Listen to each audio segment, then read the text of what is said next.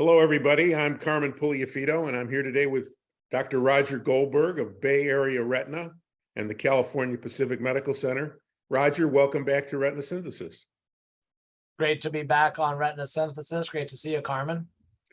We're going to talk today about one of the most common macular disorders encountered, central serous retinopathy, and look at its etiology, its demography, and various treatment modalities.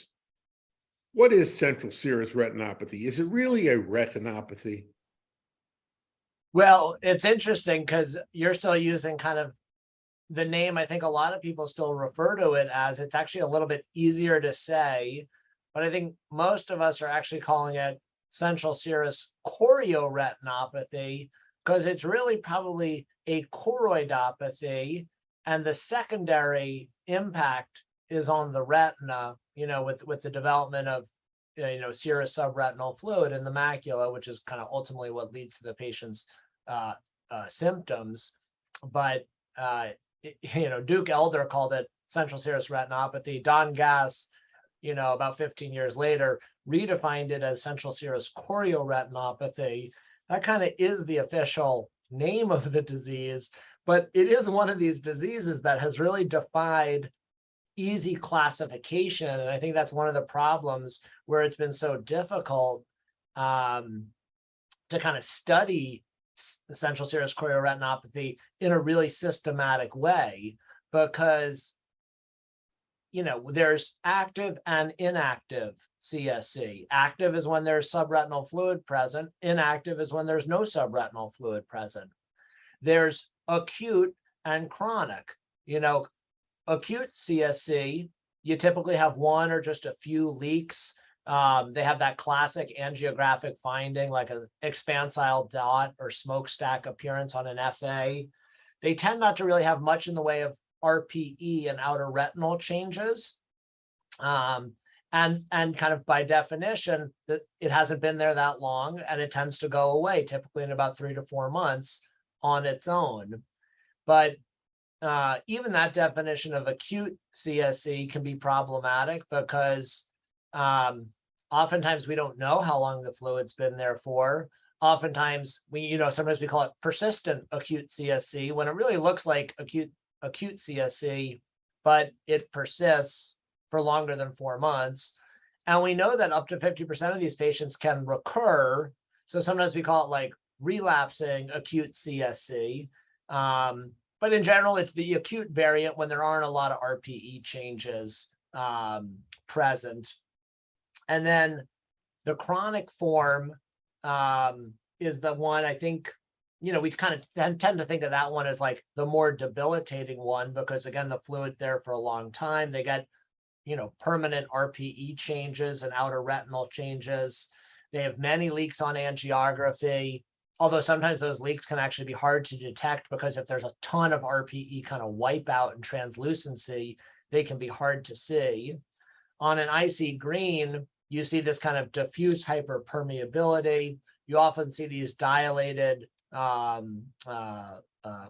deep choroidal veins, like those veins in Haller's layer of the choroid, the deeper choroid. You often see guttering on an autofluorescence image or on the angiogram, and it has a worse visual prognosis. But even the acute CSC, where the fluid typically goes away, those patients, we see these patients every day. They still complain about the quality of their vision. And it turns out when you look at the cone mosaics and the cone density, even in quote unquote resolved acute CSC, there are permanent changes there in their photoreceptors in the acute variant. In the chronic variant, of course, it can be much more, visually disabling. And there's just been some, tons of great work on trying to define like what is the pathophysiology of this. And we know it's kind of, it really is kind of primarily a choroidopathy with secondary effects at the level of the RPE, but they get increased thickness of the choroid. It is one of these pachychoroid spectrum of diseases, dilated veins in Haller's layer, atrophy and ischemia of the choriocapillaris, and dysregulation of choroidal blood flow. And then the RPE changes are probably secondary to the choroidal dysfunction. I think Rick Spade has done some really cool work looking at ICG angiography and showing kind of the vortex veins in these patients, which in a normal patient, they don't anastomose with each other. You know, there are 4 vortex veins in each of the kind of 4 quadrants around the equator, and they don't anastomose with each other. And Rick has shown nicely in others that you get dilation of the vortex veins, this altered contour, almost like a kind of telangiectatic-like contour, and they anastomose with each other, often in the macula. And so he's coined the name venous overload choroidopathy. And he went on actually to show, he did a great talk at Retina Society, showing that these patients have increased, not just choroidal thickness, scleral thickness, and the sclera is thickened, not just at the posterior pole, but at the equator, which is where the vortex veins exit the eye. It turns out that he was using ultrasound. They have about a nearly double the scleral thickness, both at the equatorial sclera and the posterior sclera. And we know that central serous has this kind of overlap, at least in some patients, with uveal effusion syndrome, those short eyes with a thickened sclera. And we treat those by placing scleral windows, which is essentially kind of relieving some of that excess choroidal thickness. So, there may be actually kind of a pathologic role of the sclera in this disease as well. So, maybe one day, instead of calling it central serous chorioretinopathy, we'll call it central serous sclerochorioretinopathy. And then there's, obviously kind of a lot of talk and debate about treatment. There have been lots of things tried and explored, whether it's traditional thermal laser, micropulse laser, mineralocorticoid antagonists like eplerenone, glucocorticoid antagonists like mifepristone, and photodynamic therapy. And I think kind of, there have been, a few good, high quality randomized clinical trials here. Eplerenone versus sham out of the United Kingdom, the VC trial, VICI, and eplerenone didn't work, no better than sham. And there's also been now 2 trials, one trying reduced intensity PDT versus micropulse, and one reduced intensity PDT versus eplerenone.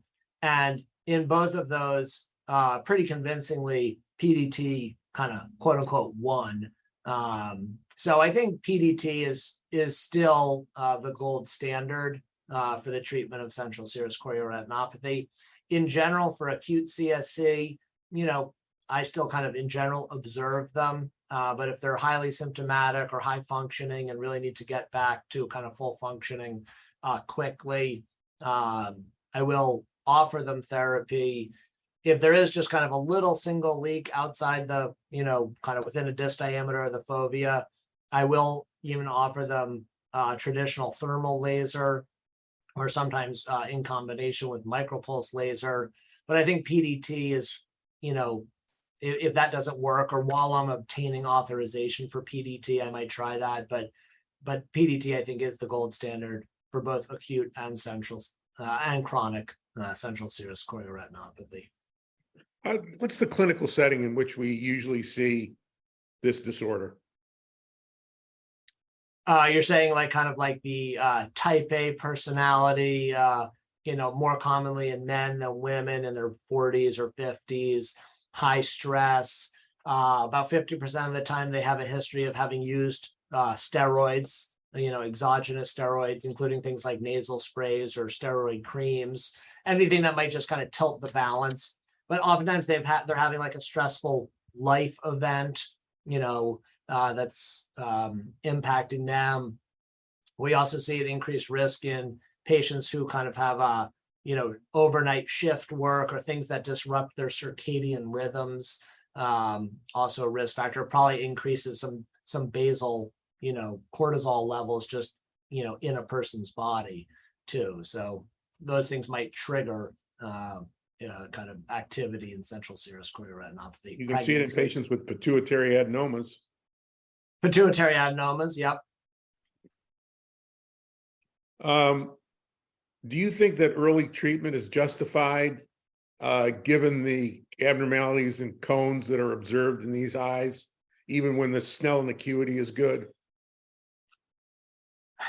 Yeah, I think it's always a conversation I have with my patients, and I'll say, look, this is a kind of acute central serous.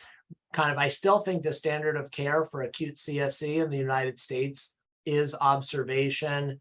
I tell them to de-stress. If they're taking steroids, I ask them if it's possible to stop taking their steroids. I try to say, hey, get some light exercise. Again, not like something crazy where they're going to get stressed out about it, but just something to like almost like as a stress relief type exercise, some light cardiovascular exercise, not like the heavy weightlifting type exercise.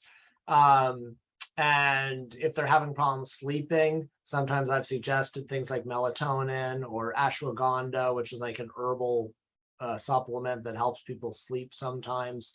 And just kind of like, then I'll check them again in another, 6 weeks, see how they're doing. And then, and again, kind of, I will have a conversation with them, but, it's very individualized, but I certainly think it's reasonable to have that conversation. And if the patient's interested, to offer treatment. What's the differential diagnosis? What are the other retinal disorders that can be confused with central serous? Sure. So I think, particularly as these patients get older, it's often misdiagnosed as with the wet form of macular degeneration. Polypoidal choroidal vasculopathy, you can often get pigment epithelial detachments with associated subretinal fluid. And, sometimes again, kind of, in other kind of things that affect the RPE, if the patient also has a thick choroid, people might be thinking it's central serous, but maybe, for example, it's Elmeron toxicity, and it's really RPE changes for a totally different reason. So, but kind of in terms of PED with associated subretinal fluid, you're thinking AMD, CSC, or polypoidal. What's the diagnostic workup of these patients? So I always get an OCT. Of course, it's like, it's our workhorse in the clinic. And then I think getting an FA, and not all my, we have like a lot of retina groups. We've got kind of a couple mothership offices and a bunch of satellites. I don't have ICG in every office, but I do like to get an FA to see where the leak is coming from, to see if it might be amenable, for example, to traditional thermal laser. If I'm going to offer treatment like PDT, I always get an ICG with that to help guide my treatment, what spot size to use. So, and then fundus autofluorescence can be helpful for looking at kind of changes in the RPE. And if you're trying to distinguish between, hey, is this acute, is this chronic, and what sort of permanent damage has been done. What about OCT angiography? Does this have a role? So actually, I think this is one of the few kind of true use cases for OCT angiography, is looking for choroidal neovascular membranes, which can complicate about 20% of chronic CSC cases. And again, because the angiogram can often be indeterminate, you're like, oh, there's a lot of wipeout here. Is it really leaking?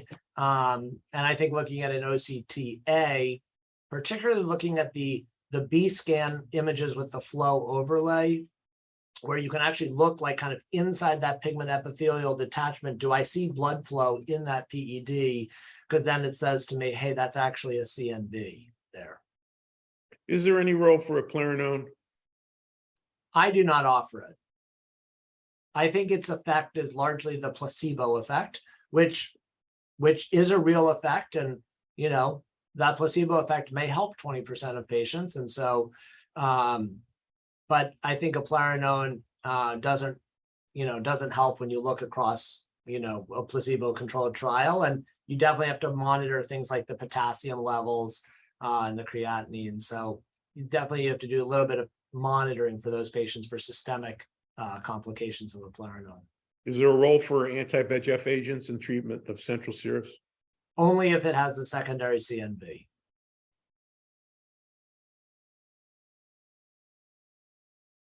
What about recurrent central serous? Of patients that present, how many of them will have recurrent disease? As high as 50% of patients can have recurrent central serous. I do think the data, again, on PDT is that it does seem to reduce the risk of recurrence. Actually, in a way that like other studies, like looking at thermal laser, where you probably get faster reduction of subretinal fluid, but you don't really impact the rate of recurrence. I think PDT probably does reduce the rate of recurrence as well. So when you do PDT, you use the regular intravenous dose with reduced fluence? That's what I do, but you can also do half dose or half time. And I think they're all comparable. But like the protocol in our clinic is to do reduced fluence. But when I was a fellow at one of the sites, they like to do half time. What's the typical spot size that you use? What do you include in the treatment area? So I really look kind of to the area of kind of diffuse hyperpermeability on the ICG, and not just like on the OCT, and look at like, well, what's the diameter of the serous retinal detachment? And I actually look at the ICG to help determine the spot size. How often is it bilateral? That's a great question. It can be bilateral. I actually find, I think bilateral active is a little bit different, but you often see kind of what I might call form-fruste CSC in the fellow eye, where they have a thickened choroid. They have, maybe some more subtle RPE changes, but they never have a bout of quote unquote active CSC. Well, Roger, thanks so much for reviewing this important disease. And I think it's a great summary. Thank you. Oh, my pleasure. Great to be here.